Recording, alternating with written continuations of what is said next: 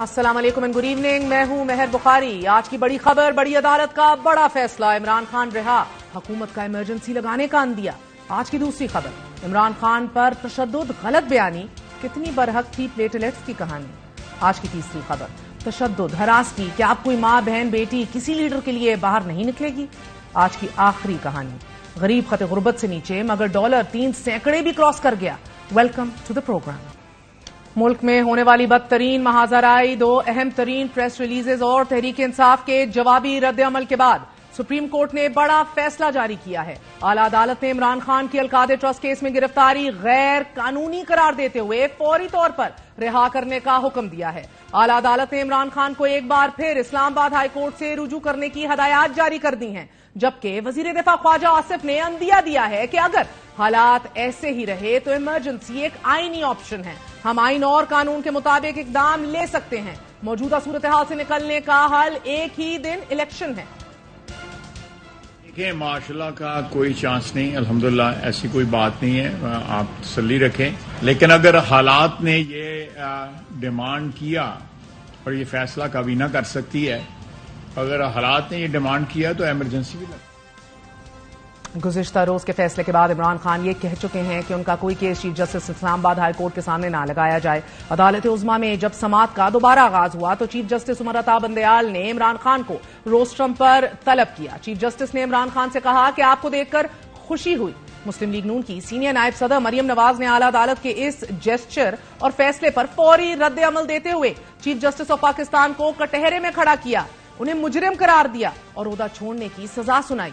मरियम नवाज ने ट्वीट में लिखा है कि चीफ जस्टिस साहब को आज कौमी खजाने के 60 अरब हड़प करने वाले वारदातिये को मिलकर बहुत खुशी हुई, और इससे भी ज्यादा खुशी उन्हें इस मुजरिम को रिहा करके हुई।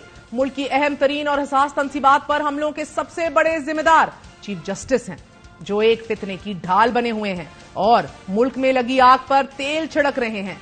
आप चीफ जस्टिस का मनसब छोड़ दीजिए और अपनी सास की तरह तहरीक इंसाफ में शमूलियत इख्तियार कर लें।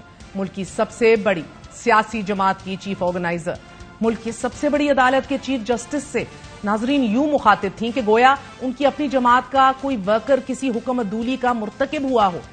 दौरान समाअत चीफ जस्टिस का इमरान खान को मुखातिब करते हुए कहना था कि यह बात की जा रही है कि आपके कारकुन गुस्से में बाहर निकले। हम आपको सुनना चाहते हैं, बताइए क्या आप 9 मई को अदालत में बायोमेट्रिक रूम में मौजूद थे? जब एक शख्स कोर्ट ऑफ लॉ में आता है तो इसका मतलब वो कोर्ट के सामने सरेंडर करता है। इमरान खान ने अदालत को बताया कि अदालत में लोग इंसाफ के लिए आते हैं, मुझे डंडे मारे गए, ऐसे तो कातिल के साथ भी नहीं किया जाता। जब अगवा किया गया तो ये वाकयात मेरे लिए हैरानकुन थे। उनका कहना था कि मेरे सर पर डंडे मारे गए, मुझे इल्म ही नहीं कि मुल्क में क्या हो रहा था, मुझे ऐसे पकड़ा गया कि जैसे दहशतगर्द हूं, मैं मुजाहिरों का जिम्मेदार कैसे हो गया। जस्टिस अतर मिनल्ला ने रिमार्क्स दिए कि जो कुछ हो रहा है आप इसके जिम्मेदार हैं। इमरान खान ने कहा कि बाहर जो कुछ हो रहा है इसका मैं जिम्मेदार नहीं हूं। इस पर जस्टिस अतर मिनल्ला ने कहा कि एक लीडर ये नहीं कह सकता कि उसके कारकुन जो कर रहे हैं वो इसका जिम्मेदार नहीं है। जो कुछ हो रहा है इसके आप जिम्मेदार हैं। अदालत ने 7 घंटे की तवील समाअत के बाद इमरान खान को फौरी रिहा करने और सुप्रीम कोर्ट की निगरानी में गेस्ट हाउस में रखने का हुक्म दिया और आईजी इस्लामाबाद को इमरान खान की सिक्योरिटी यकीनी बनाने की हदायत दी। अदालत ने रिमार्क्स दिए कि इमरान खान सुप्रीम कोर्ट के जेरे साया पुलिस लाइन्स में रखे जाएंगे, गिरफ्तारी तसव्वुर नहीं होगी। इमरान खान ने इस्तदा की कि उन्हें बनी गाला में रहने की इजाजत दे दी जाए। ताहम चीफ जस्टिस ने कहा कि आप अदालत की निगरानी में हैं, हम नहीं चाहते कि आपको कोई नुकसान पहुंचे, सरकार तमाम सिक्योरिटी को यकीनी बनाए। चीफ जस्टिस ने कहा कि इमरान खान की सिक्योरिटी की गारंटी सरकार की होगी। वक्फा अदालत और सुप्रीम कोर्ट में इमरान खान के पेश होने से कबल दौरान समाअत चीफ जस्टिस ने इस्तफसार किया कि हाता अदालत में गिरफ्तारी से अदालत का तकद्दुस कहां गया। रिकॉर्ड के मुताबिक जो मुकदमा मुकर्रर था वो शायद कोई और था। 90 अफराद अदालत के हाथे में दाखिल हुए तो अदालत की क्या तौकीर रह गई। नैब ने अदालत की तौहीन की है। कोई भी शख्स खुद को आइंदा अदालत में महफूज तसव्वुर नहीं करेगा। किसी को हाई कोर्ट, सुप्रीम कोर्ट या एहतसाब अदालत से गिरफ्तार नहीं किया जा सकता। इमरान खान की गिरफ्तारी से अदालती वकार मजरू किया गया। एक तरफ अदालत दौरान समाअत अदालती वकार मजरू होने पर रियासती इंतजामिया से सवाल कुना थी नाजरीन, और अदालत के बाहर कहीं ज्यादा तौहीन आमेज रद्द अमल हुकूमत वक्त से वजीर इत्तलात का था। Maryam Aurangzeb chief justice of Pakistan से बराह रास्त मुखातिब थी और पूछ रही थी कि ये कैसी मोहब्बत, कहां का लव अफेयर, कौन सा लाडलापन है कि दौरान समाअत सवाल पूछा जा रहा है कि इमरान खान को गिरफ्तार क्यों किया। 25 मई को अगर अदालत ने इमरान खान को सजा दी होती तो आज ये मुल्क जल ना रहा होता। मुल्क को एक शख्स ने यरगमाल बनाया हुआ है, हसास बिल्डिंग्स पर हमला आवर हो रहा है, उसको आप कह रहे हैं कि गिरफ्तार कैसे किया? ये कहाँ की मोहब्बत है? ये कौन सा लव अफेयर है? ये कौन सा लाडलापन है? इसका जवाब चाहिए 22 करोड़ आवाम को। तो आप क्यों बुला रहे हैं उसको? आप उसको जवाब देने दें नैब के अंदर। It is under investigation. वो साकिब निसार, इस मुल्क के खिलाफ साजिश करने वाले को अगर वो सर्टिफिकेट सादिक और अमीन का ना दिया जाता तो आज ये मुल्क के अंदर दहशतगर्दी ना हो रही होती। जो मुजरिमों की पुष्टपनाही करते हैं, जो अफराद, वो भी मुजरिम होते हैं।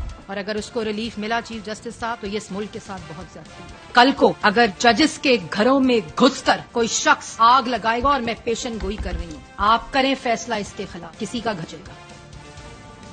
जस्टिस अतर मिनल्ला ने आज ही रिमार्क्स दिए कि नैब कई साल से मुख्तलिफ अफराद के साथ यही हरकतें कर रहा है। अगर ऐसी गिरफ्तारियां होने लगीं तो मुस्तकबिल में कोई अदालतों पर एतबार नहीं करेगा। जब एक शख्स ने अदालत में सरेंडर कर दिया था तो इसे गिरफ्तार नहीं किया जा सकता। चीफ जस्टिस पाकिस्तान ने रिमार्क्स दिए कि नैब वारंट की कानूनी हैसियत नहीं, इसकी तामील का जायजा लेंगे। इमरान खान की गिरफ्तारी के बाद जो हुआ वो रुकना चाहिए था। जस्टिस अतर मिनल्ला ने इमरान खान के वो क्लासे इस्तफसार किया कि सुप्रीम कोर्ट से क्या चाहते हैं। इस पर हामिद खान ने कहा कि सुप्रीम कोर्ट इमरान खान की रिहाई का हुक्म दे। हामिद खान ने मौकफ पर चीफ जस्टिस ने यह कहा कि गैर कानूनी काम से नजर नहीं चुराई जा सकती। आप जो फैसला चाहते हैं उसका इतलाक हर शहरी पर होगा। इंसाफ तक रिसाई हर शहरी का हक है। अदालत ने रिमार्क्स दिए कि वाज़ेह है कि इमरान खान ने नैब नोटिस पर अमल नहीं किया था। नैब नोटिस का मतलब होता है कि मुतल्लिका शख्स मुल्जिम तस्वर होगा। जस्टिस अतर मिनल्ला ने रिमार्क्स दिए कि नैब ने कई सालों से सबक नहीं सीखा। नैब पर सियासी इंजीनियरिंग समेत कई इल्जामात हैं। नैब ने मुल्क को बहुत तबाह किया है। चीफ जस्टिस ने इस्तफसार किया कि इमरान खान को गिरफ्तार किसने किया था। नैब प्रोसिक्यूटर ने कहा कि आईजी इस्लामाबाद के मुताबिक उन्होंने वारंट की तामील कराई और अदालती हुक्म के मुताबिक पुलिस ने वारंट की तामील कराई थी। जस्टिस अतर मिनल्ला ने रिमार्क्स दिए कि पहली बात यह है कि इमरान खान अहाता अदालत में दाखिल हो चुके थे। एक मुकदमे में अदालत में बुलाया गया था, दूसरा दायर हो रहा था। क्या इंसाफ तक रसाई के हक को खत्म किया जा सकता है? क्या मुनासिब ना होता कि नैब रजिस्ट्रार से इजाजत लेता? नैब ने कानून अपने हाथ में क्यों लिया? नाज़रीन, दूसरी जानिब माजी की डसी हुई सबसे बड़ी जमहूरी जमात का दावा करने वाली जमात के चेयरमैन बिलावल भुट्टो जरदारी ने तहरीक इंसाफ को बरमला दहशतगर्दों के कटहरे में खड़ा किया और मुआजना किया कि मुल्क को नुकसान पहुंचाने वाले दहशतगर्दों और सियासी जमात में यकसानियत क्या है। वजीर आला सिंध मुराद अली शाह भी तहरीक इंसाफ को मुतनब्बे कर रहे हैं कि फैसला कर लें, MQM की तरह कलादन तंजीम बनना चाहते हैं या फिर सियासी दायरे में रहना चाहते हैं। इतने और बाहर निकलेंगे, सबको करेंगे गिरफ्तार और सजाएं देंगे। पाकिस्तान तहरीक इंसाफ को फैसला करना है कि वो तहरीक तालिबान पाकिस्तान बनना चाहती है या इस मुल्क की एक सियासी जमात बनना चाहती है। जैसे MQM बनी एक सियासी जमात, जैसे कि मुत्तहिदा कौमी मूवमेंट ने अल्ताफ हुसैन को गद्दार करार दिया था, इमरान खान को गद्दार करार दे, हम साथ देंगे पूरा। PTI वाले आएंगे और वो करारदाद पेश करेंगे कि इमरान खान गद्दार है और उस पर आर्टिकल 6 लगाया जाए। Let us wait till then, give them some time. साबिक वजीर आजम इमरान खान रिहा हो चुके हैं। अब सवाल यह है कि क्या सियासी हैजान की इस कैफियत का जोर टूट जाएगा? आला अदालत ने एक बार फिर बाहमी मुज़ाकरात का मशवरा दिया है। हकीकत यह है कि जो कुछ इमरान खान की गिरफ्तारी के बाद हुआ वो सबके लिए बड़ा इम्तिहान है। प्रेस रिलीजेज इस इम्तिहान का खुलासा भी कर चुकी हैं, जबकि प्रेस रिलीज के रद्द-ए-अमल में तहरीक इंसाफ का मौकफ है कि मुल्क की सबसे बड़ी सियासी जमात के खिलाफ ये प्रेस रिलीज नफरत और इंतकाम पर मबनी बयानी एक अफसोसनाक मजमुआ है। बड़ा सवाल यह है कि साबिक वजीर आजम की रिहाई इदारा जाती जंग में मजीद ईंधन डालेगी? ये रिहाई क्या इमरजेंसी का सबब तो नहीं बन जाएगी जिस तरह आज ख्वाजा आसिफ कह रहे थे, या फिर हालात रिवर्स गियर में भी लगाए जा सकते हैं? कल इस्लामाबाद हाईकोर्ट को मुश्किल तरीन मरहला दरपेश होगा। नाजरीन, इस्लामाबाद हाईकोर्ट की जो इमरान खान की गिरफ्तारी को कानूनी करार दे चुकी है, अब अपना माइंड फिर इस्तेमाल करेगी। एक छोटा सा वक्फा लेते हैं, वक्फे के बाद हाजिर होंगे। Stay with us.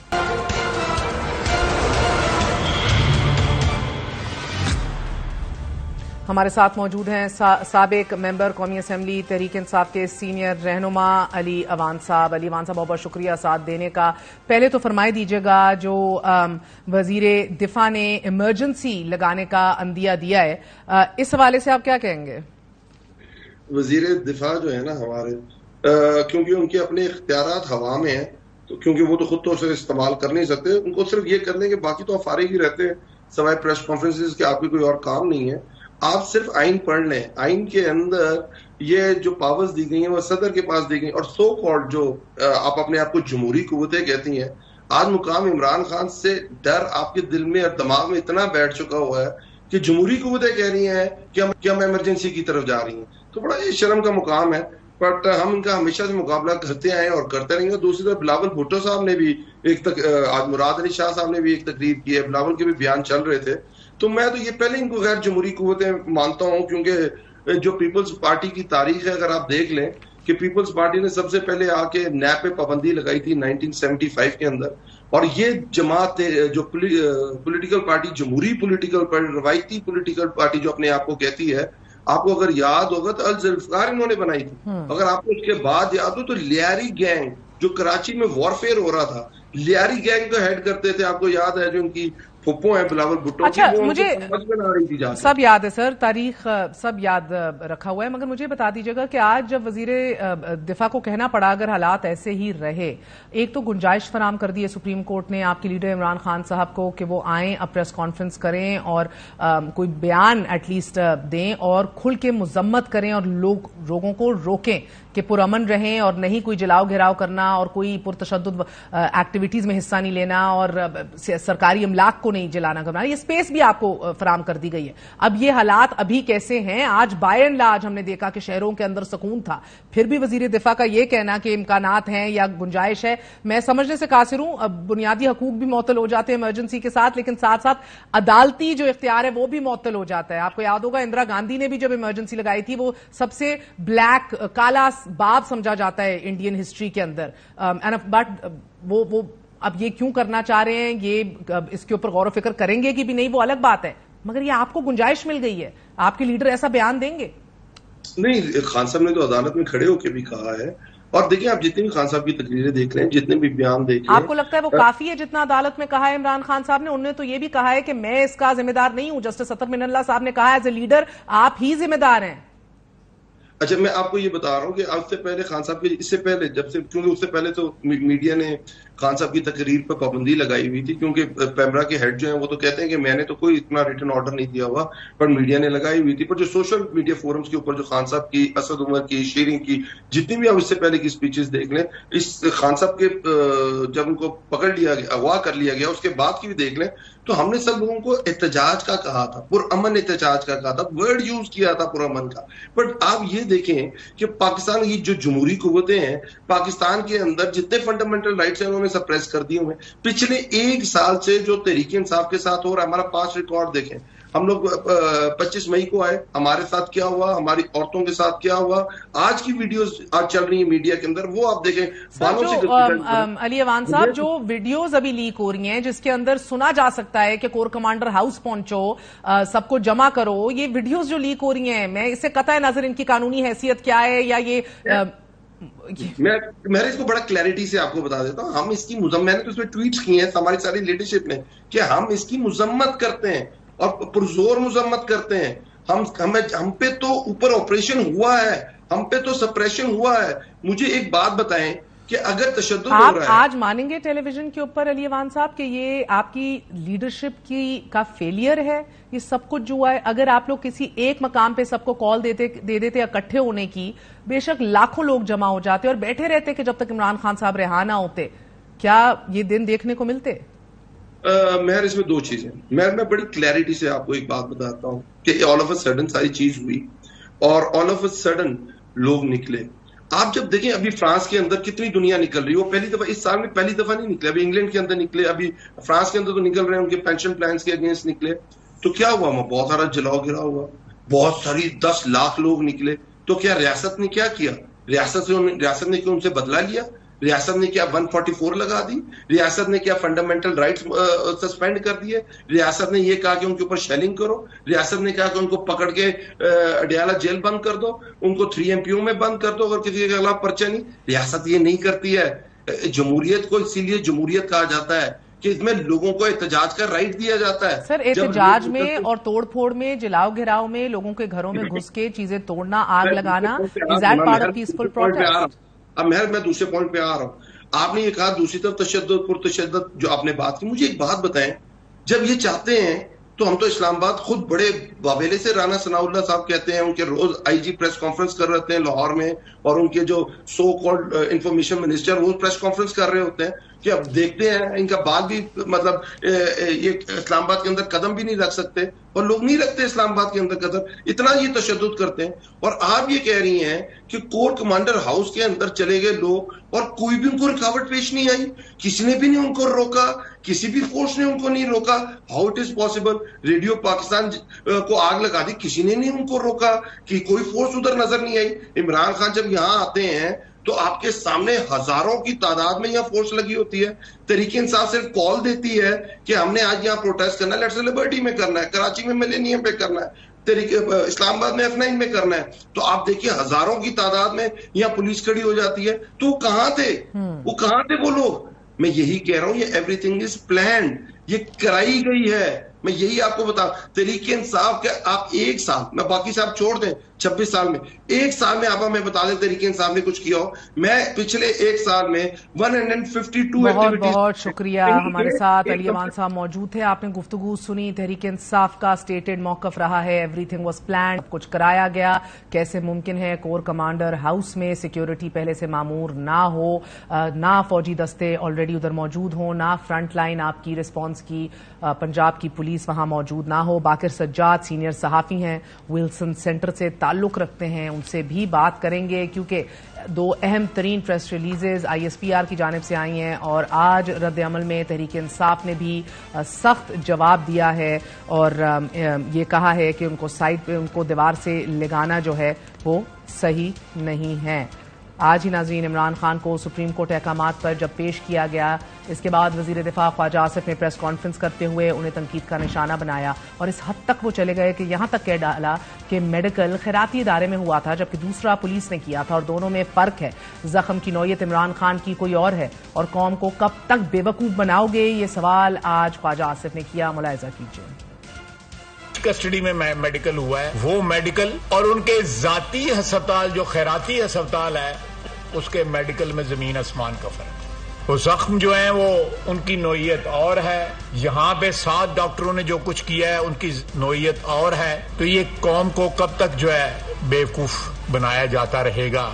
कम से कम 400-500 कदम का तो जरूर फासला है। वो जल के जो कॉरिडोर में गए वहां पे उनको व्हील चेयर की जरूरत न पड़ी और ना खुदा नखास्ता उनकी चाल में कोई ये जाहिर हो रहा था कि इनकी एक टांग जो है वो जख्मी है या उसमें तकलीफ है या जिस तरह वो कहते रहे हैं कि मुझे दुख है।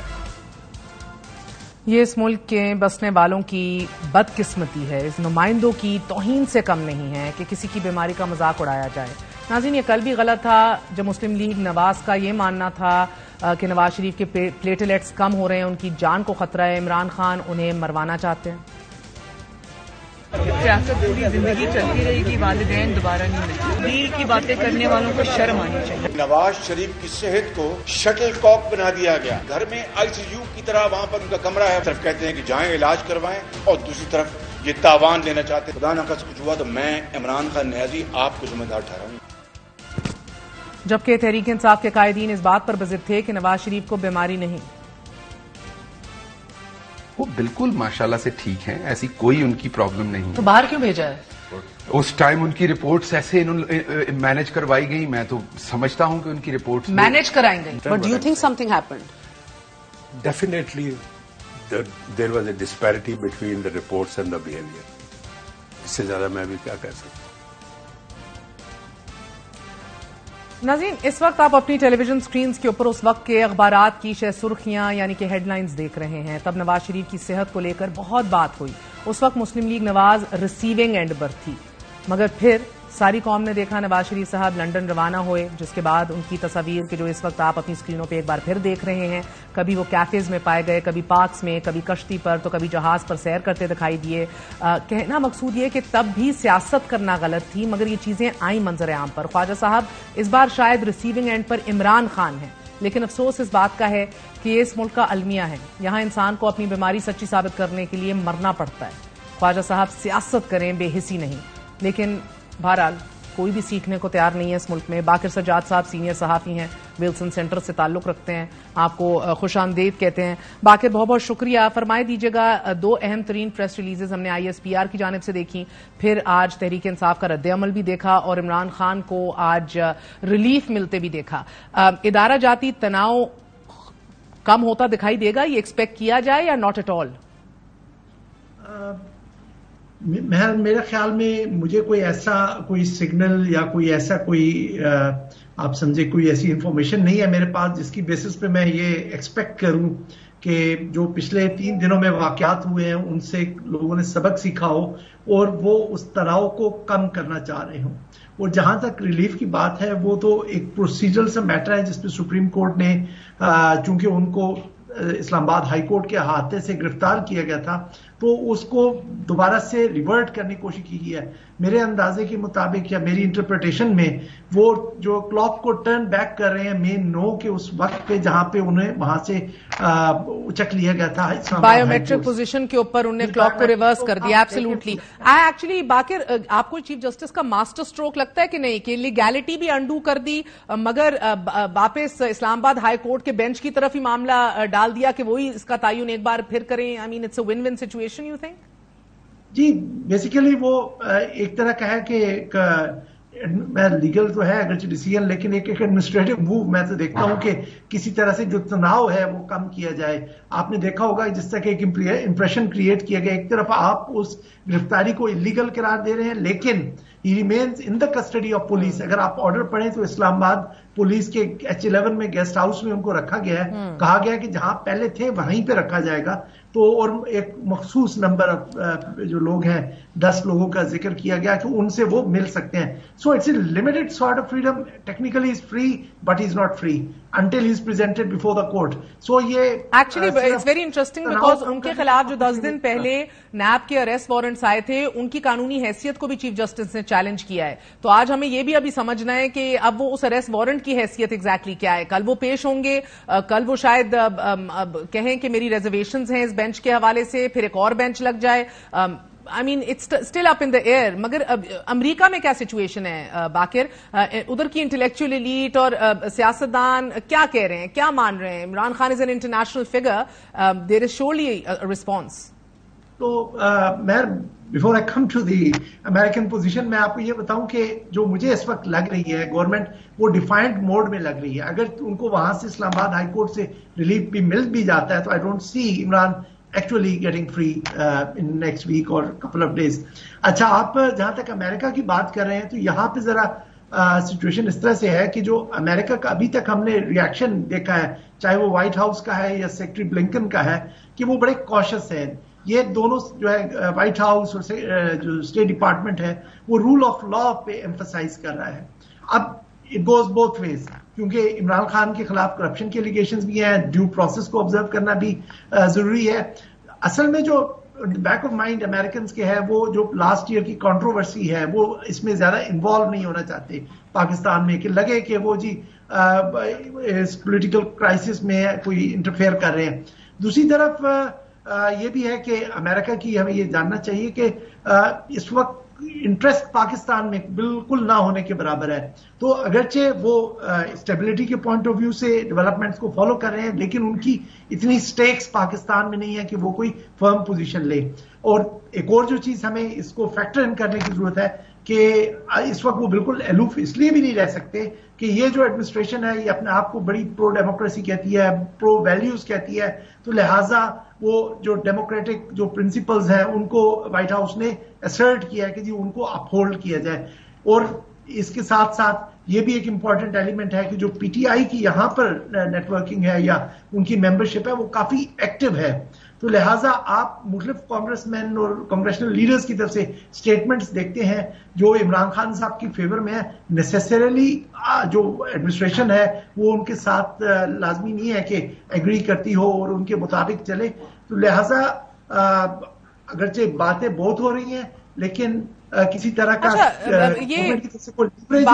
बाकिर आज चीफ मिनिस्टर सिंध ने बड़ी दिलचस्प बात की। उन्होंने मुआजना किया एमक्यूएम से तहरीक इंसाफ का, और हमने माजी में देखा है कि एक इदारा जाती मेमोरी भी बहरहाल होती है, कोई बार माफी मुश्किल से भी मिलती है, नवाज शरीफ साहब हों या अल्ताफ हुसैन हों।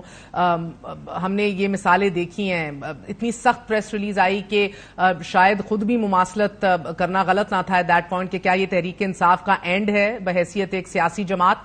मगर बहुत ज्यादा मकबूलियत है, बहुत ज्यादा पजीराए है अक्रॉस द कंट्री। मुल्क के तूल और अर्ज में जो कि एमक्यूएम की नहीं थी वो महदूद थे एक शहर तक।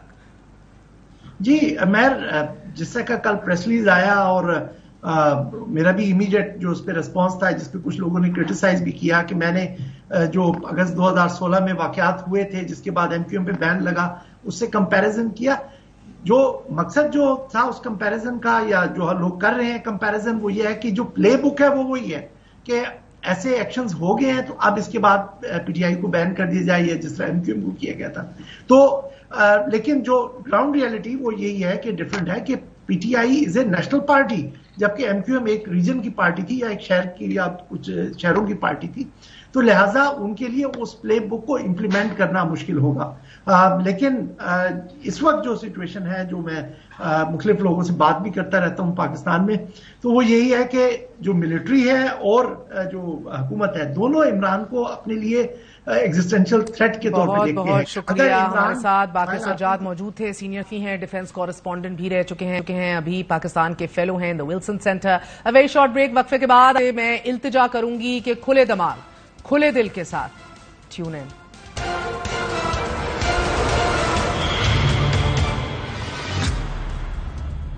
आपसे गुजारिश की गई थी कि खुले दिल और खुले दिमाग के साथ देखिएगा और सुनिएगा, क्योंकि हर कहानी के दो रुख होते हैं। Nothing is in black and white. नाज़रीन, 2 दिन की मुल्कगीर हंगामा आराई और पुरतशद्दुद कार्रवाइयों के बाद तहरीक इंसाफ की लीडरशिप और कारकुनान की गिरफ्तारियों का सिलसिला जारी है। सीनियर क़यादत समेत मुल्क भर से तहरीक इंसाफ के 2000 से जायद कारकुनान को गिरफ्तार कर लिया गया है। 52 पार्टी रहनुमाओं को अडियाला जेल मुंतकिल कर दिया गया है।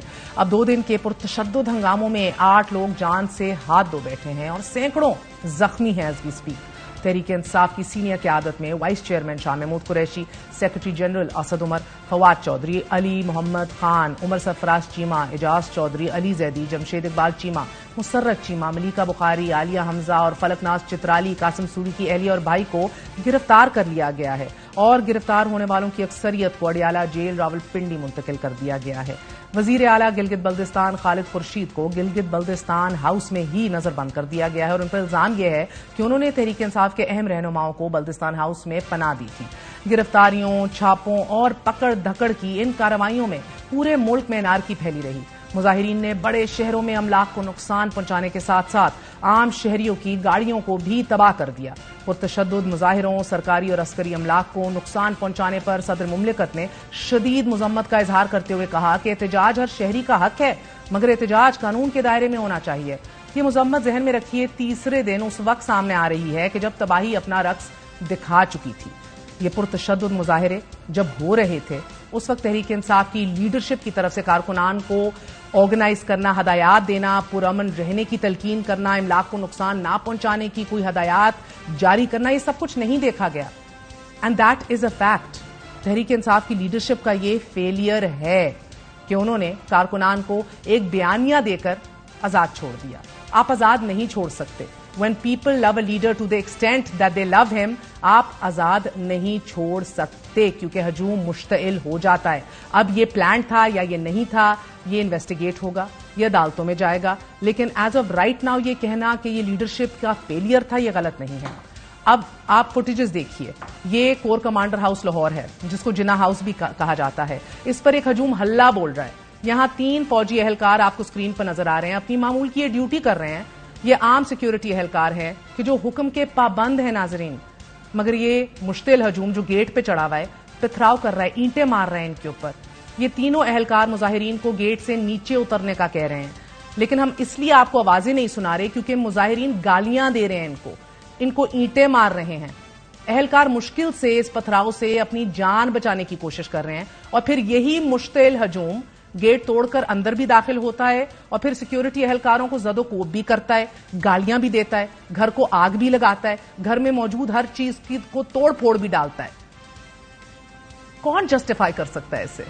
विच one of us can say this is okay no matter how much you love a leader?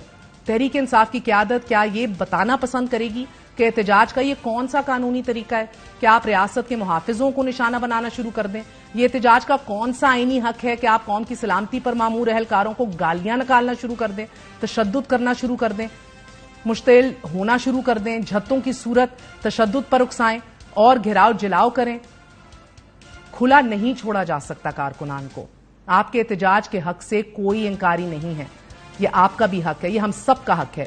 लेकिन ये एहतजाज प्ले कार्ड उठाकर, धरना देकर, बड़े मुअज़्ज़ब अंदाज में, और मैं कहती हूं इन्हीं अमारात के ऐन सामने भी हो सकता था, सुकून से, तहम्मुल से। पार्टी की लीडरशिप इमरान खान की गिरफ्तारी पर कारकुनान को एक जगह बुला लेती, कॉल दे देती, 2-4 लाख बंदा इकट्ठा हो जाता और रिहाई तक वहां बेशक बैठा रहता, तो उससे रियासत की इमलाक बच जाती और तहरीक इंसाफ की सियासत पर भी दहशतगर्दाना कार्रवाइयों की ये चार्जशीट ना होती जिसका सामना आज पूरी जमात को करना पड़ रहा है।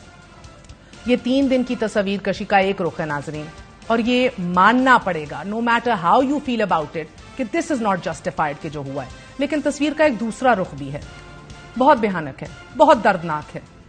आप अपनी टेलीविजन स्क्रीन पर अभी जो मनाजिर अब देख रहे हैं, ये मंजर पंजाब का है, और पंजाब पुलिस कौम की एक नौजवान बेटी को किसी दहशतगर्द की तरह घसीट कर लेकर जा रही है। कौम की मुहाफिज पुलिस अपनी बहन बेटियों पर इस तरह टूट पड़ी कि जैसे ये सियासी मुजाहिरीन ना हो बल्कि दुश्मन मुल्क के कोई एजेंट हो। हमने कल भी आपको दिखाया था कि लाहौर में एक और नौजवान लड़की को पुलिस के इसी सलूक का सामना करना पड़ा था, और इस्लामाबाद में पुलिस ने एक खातून को हरासा किया और उसे कब्रिस्तान ले जाने की कोशिश भी की गई। अब इस खातून की भी फरियाद क्या है वो भी एक दफा सुन लीजिए।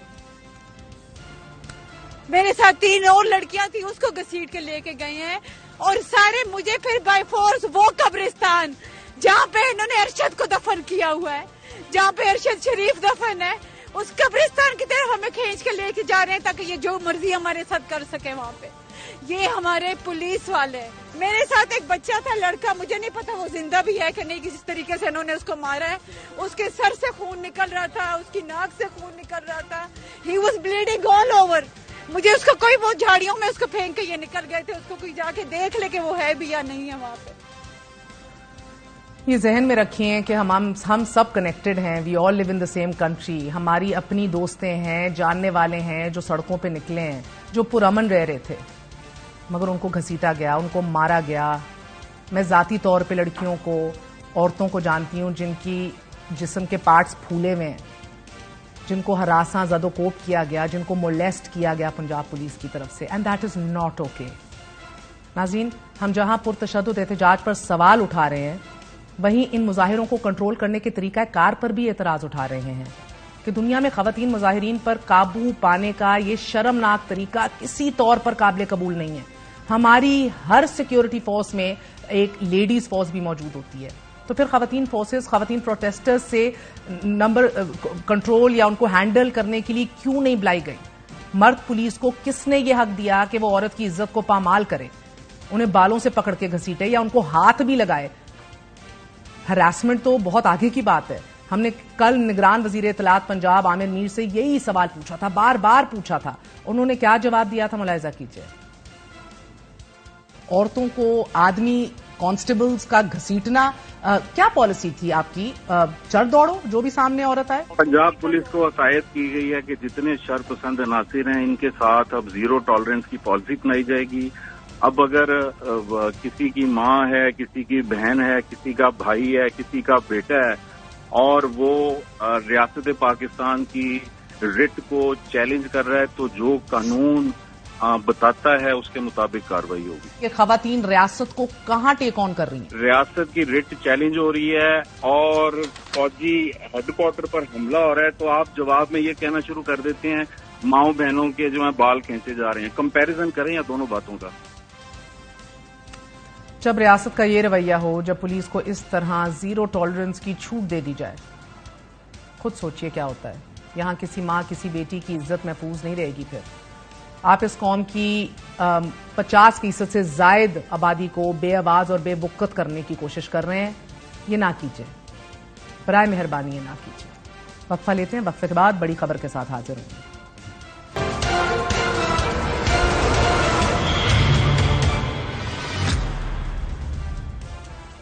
इमरान खान की गिरफ्तारी को आज तीसरा दिन था। पाकिस्तान की मनी मार्केट में आज एक बार फिर गहरे बादल छाए रहे। रुपए के मुकाबले में डॉलर की कदर में इजाफा देखा गया। ओपन मार्केट में डॉलर तकरीबन 6 रुपए महंगा होकर 301 रुपए हो गया, जो तारीख की बुलंद तरीन सतह है। जबकि इंटरबैंक में 8 रुपए 78 पैसे इजाफे के बाद डॉलर पहली बार 299 रुपए से तजावुज कर गया। गुज़िश्ता 2 दिन में रुपए की कदर में 14 रुपए, जबकि 1 साल के दौरान 116 रुपए कमी देखी गई है। अब एक जानिब डॉलर बेकाबू है तो दूसरी जानिब इमरान खान की गिरफ्तारी के बाद आलमी मंजरनामे बिलखसूस पाकिस्तान की मुआशी मुश्किलात को देखते हुए तबसरे और पेशनगोइयां की जा रही थी कि अब IMF मौजूदा सियासी सूरत हाल में पाकिस्तान से एंगेज नहीं करेगा। लेकिन आज ब्लूमबर्ग टेलीविजन को दिए गए IMF तर्जुमान के मुताबिक IMF इमरान खान की गिरफ्तारी पर कोई बयान नहीं देना चाहता। साथ ही IMF का मानना है कि पाकिस्तान के साथ कर्ज प्रोग्राम पर बातचीत जारी रहेगी। कर्ज की वापसी के मरबूत तरीकाकार पर एतमाद और मुआशी पॉलिसी पर अमल दरामद की यकीन दहानी चाहते हैं।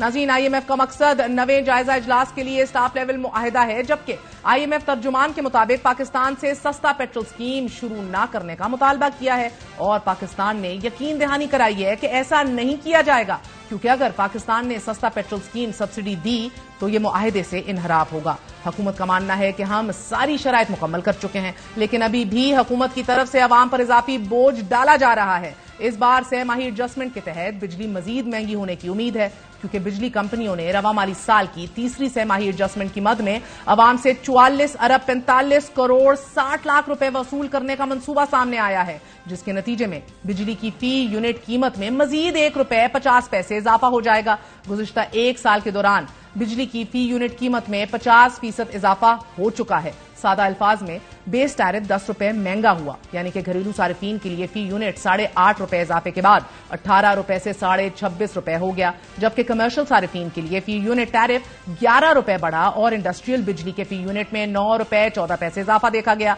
और साथ ही एनर्जी प्राइस 655 अरब रुपए से बढ़कर 1152 अरब रुपए हो गई, यानी कि कैपेसिटी चार्जेस भी 794 अरब से बढ़ के 1251 अरब रुपए हो गए। जहां तक बिजली की कुल पैदावारी कीमत का ताल्लुक है 1515 अरब रुपए से बढ़कर 2518 अरब रुपए हो गई है। IMF प्रोग्राम कब बहाल होगा ये तो नहीं कहा जा सकता, लेकिन अवाम के लिए मुश्किल का वक्त अभी शुरू हुआ है। जब तक बिजली और पेट्रोल की कीमत कम नहीं होती तब तक अवाम किसी किस्म की रिलीफ की तवक्को ना करें। बात करेंगे, हमारे साथ सीनियर सहाफी शहबाज राना मौजूद हैं। शहबाज राना साहब, बहुत बहुत शुक्रिया। IMF तर्जुमान का बयान सामने आ गया है कि जिसमें अभी तक स्टाफ लेवल मुआहिदे के हवाले से कोई तारीख की यकीन दहानी नहीं कराई गई, क्या कहेंगे? पर्सन की जो वाशिंगटन से स्टेटमेंट आई है, मेरा ख्याल ये एक जो रूटीन की एक स्टेटमेंट होती है उसको इसी हद तक देखा जाए तो बेहतर है। कोई बहुत ज्यादा मुझे इसमें नहीं है, कोई प्रोस्पेक्ट्स लग रहे कि इसमें कोई पॉजिटिविटी का एलिमेंट हो, कोई एग्रीमेंट की बात हो, क्योंकि वो जो बात है वो वहीं पे अटकी हुई है। और वो इशू है आपकी जो पाकिस्तान को पैसे चाहिए, जो हमने IMF के साथ एक कमिट किया था, एग्री किया था कि 30 जून से पहले में 6 अरब डॉलर का इजाफी कर्जा हम अरेंज कर लेंगे। मैं बारहा ये बात कह चुका हूं कि उसमें अभी तक सिर्फ 3 अरब डॉलर के कर्जे का अरेंज हुआ है और बाकी 3 अरब डॉलर का अभी बाकी है। और अगर हुकूमत पाकिस्तान ये बारहा दावा करती है कि जो हमने तमाम शराइत पूरी कर दी है तो वो बात ठीक नहीं है। दूसरी बात इसके अंदर ये कि एक और जो चीज IMF ने कही थी इनको कि चूंकि 9वां रिव्यू कंप्लीट नहीं हुआ और आपका बजट सर पे आ गया है तो आप हमारे साथ अपना बजट शेयर करें। तो जब तक हुकूमत बजट शेयर नहीं करेगी, IMF उसकी इन प्रिंसिपल इंडोर्समेंट नहीं करेगा, तो तब तक ये मुआहिदा होने के चांसेस काफी से ज्यादा कम है। आपको याद होगा कि जब मिफ्ताह इस्माइल ने जून 2022 का बजट क्विकली एक बात बता दीजिएगा, क्या हमारा डिफॉल्ट रिस्क शहबाज राना साहब, क्या वो टल गया या कम हुआ है?